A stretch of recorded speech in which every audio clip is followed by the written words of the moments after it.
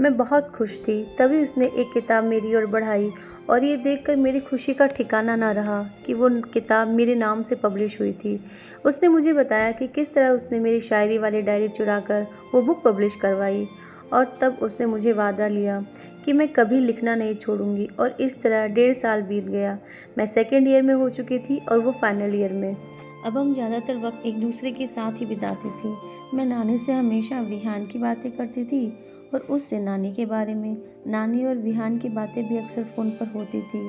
अब नानी भी उसे पसंद करने लगी थी और एक दिन वो मेरी आंखें बंद करके हॉल में ले गया। उसने बताया कि आज उसका जन्मदिन है। सभी स्टूडेंट उसका बर्थडे सेलिब्रेट करने के लिए वहाँ मौजूद थे और तभी उसने इन सब के सामने अपने घुटनों पर बैठकर मुझे प्रपोज कर दिया। मैं अपनी ज़िंदगी का हर साल अब से तुम्हारे साथ बिताना चाहता हूँ। क्या तुम मेरा साथ दोगी मायरा? और चारों तरफ से यस यस की आवाज़ें आने लगी। मैं हैरान थी ये सब देखकर।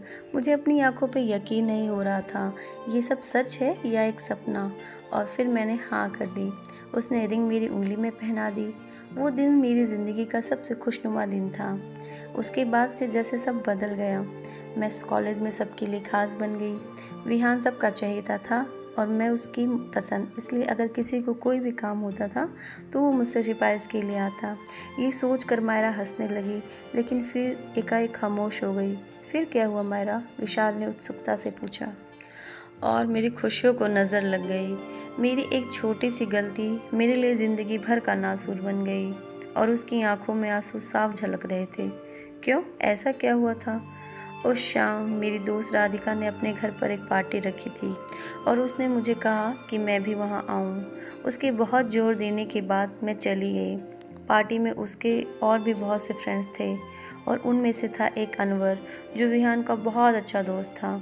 वो एक बहुत अच्छा इंसान था और विहान की तरह ही मेरी बहुत इज्जत करता था। उस रात करीब पार्टी 1 बजे तक चली और हम सब फिर घर के लिए निकले। क्योंकि मैं हॉस्टल में रहती थी और हॉस्टल राधिका के घर से काफ़ी दूर था, तो अनवर ने मुझे हॉस्टल तक छोड़ने के लिए पूछा। इतनी रात को अकेली जाने से अच्छा मुझे उसके साथ आना सही लगा और मैंने हाँ कर दी। उसने रास्ते में मुझे बताया कि वो राधिका से बहुत प्यार करता है, लेकिन उसे कभी बोल नहीं पाया और इस सब मामले में उसे मेरी मदद चाहता है। उसने बताया कि कल सुबह वह उसे प्रपोज करने वाला है और कहा कि अगर कोई बात नहीं बनती है तो मैं सिचुएशन को संभाल लूँ। और इन सब में मैं ये भूल गई कि मेरा फ़ोन पिछली शाम से बैटरी न होने के कारण बंद पड़ा है और बस यही भूल हो गई मुझसे। हम लोग जैसे ही हॉस्टल के सामने पहुँचे, मैंने देखा कि विहान अपनी गाड़ी के साथ वहाँ खड़ा था। उसे यूँ इतनी रात को देखकर मैं हैरान हो गई। मैं उतरकर उसके पास गई और पूछा, विहान तुम इस वक्त यहाँ क्या कर रहे हो? कहाँ थी तुम? और इस वक्त अनवर के साथ कैसे? अरे वो राधिका के घर पार्टी थी और अनवर बस मुझे ड्रॉप करने आया था। क्या हुआ विहान, सब ठीक है? अनवर ने पूछा तो विहान ने उसे हाथ से जाने का इशारा किया। वो अपनी गाड़ी लेकर चला गया। तुम्हारा फ़ोन कहाँ है? उसने फिर से उसी सख्त लहजे में मुझसे पूछा। फ़ोन तो वो तो बैटरी न होने के कारण ऑफ है। लेकिन बात क्या है? विहान तुम कुछ बताओ तो। बात थी, लेकिन अब कोई बात नहीं है। उसके चेहरे पे गुस्सा साफ झलक रहा था। मतलब ये कि मैं तुम्हें कल शाम से फ़ोन लगा रहा हूँ लेकिन लग नहीं रहा है। जानती हो क्यों? क्योंकि मैं तुम्हें घर ले जाकर मॉम डैड से मिलवाना चाहता था। लेकिन तुम्हें तो कोई फिक्र ही नहीं। एक बार किसी के फ़ोन से मुझे बता तो सकती थी कि तुम राधिका के घर पे हो। कल शाम से मैं यही तुम्हारा इंतज़ार कर रहा हूँ। उसका ये गुस्सा देखकर मैं डर गई। आई एम सॉरी, मैं भूल गई थी। रियली सॉरी विहान, प्लीज़ तुम ऐसे गुस्सा मत करो। ठीक है, मैं गुस्सा नहीं करूँगा, लेकिन अब मुझे तुमसे कोई बात नहीं करनी है। विहान ये तुम क्या कह रहे हो? मैं विहान के उस बर्ताव से हैरान थी, क्योंकि शायद ये पहली बार था जब वो ऐसे बात कर रहा था। उसने गुस्से में मेरी कोई बात नहीं सुनी और वो वहाँ से चला गया। मुझे अंदर से बहुत बुरा लग रहा था, लेकिन मुझे विश्वास था कि सुबह तक सब ठीक हो जाएगा। इसलिए मैं चुपचाप हॉस्टल चली गई। अगली सुबह जब मैं कॉलेज पहुंची तो मेरी नज़रें विहान को ढूंढ रही थी और तभी एकदम से अनवर मेरे सामने गुलाब लेकर आ गया। ये सब क्या है अनवर? मैंने इरिटेट होते हुए बोला।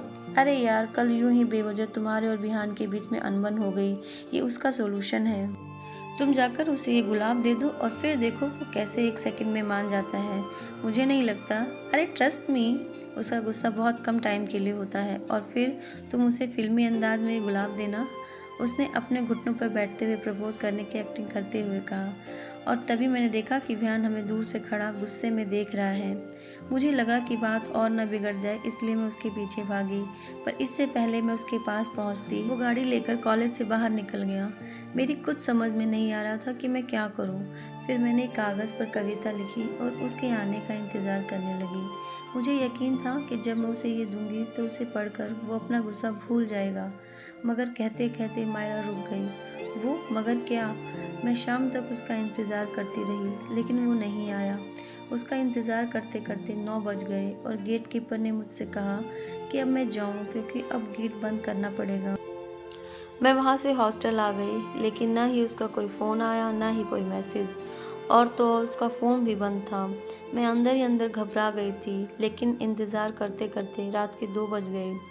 तभी मेरे फ़ोन पर एक अननोन नंबर से कॉल आया। वो फ़ोन सिटी हॉस्पिटल से था। फ़ोन करने वाले ने बताया कि उन्हें कार एक्सीडेंट में एक आदमी की लाश मिली है। कार का नंबर सुनकर मेरे होश उड़ गए। वो विहान की कार थी। मुझे ऐसे लगा कि जैसे मेरी सारी दुनिया एक पल में तबाह हो गई। मुझे मेरे कानों पर विश्वास नहीं हो रहा था। मैंने जल्दी से वार्डन को सब बताया और हॉस्पिटल के लिए निकल गई। मैं जब हॉस्पिटल पहुंची तो वहां विहान के मॉम डैड पोस्टमार्टम रूम के बाहर बैठे थे। उन्हें देखकर मैं बुरी तरह डर गई। जब उसकी माँ ने मुझे बताया तो वो गुस्से से पागल हो गई। तुम ही हो ना जिसने मेरे बेटे को मुझसे छीना है? क्या चाहती थी तुम? क्या लेने आई हो अब यहाँ? मर चुका है वो, सुना तुमने? मर चुका है वो। उनके ये शब्द सुनकर मैं शून्य रह गई। मायरा की आंखों से आंसू लगातार बह रहे थे। वो बोलती रही, मैं उनकी नज़रों में उनके बेटे की मौत की जिम्मेवार थी, और एक मायने में ये सच ही था। तुमने मेरे बेटे को मारा है, अब चली जाओ यहाँ से, इससे पहले कि मैं कुछ कर बैठूं। आंटी प्लीज़ मुझे एक बार विहान को देख लेने दीजिए, प्लीज़ आंटी। मैं उनके सामने गिड़गिड़ाते हुए घुटनों पर बैठ गई। कहानी में आगे क्या हुआ सुनने के लिए मेरे चैनल को सब्सक्राइब करें। धन्यवाद।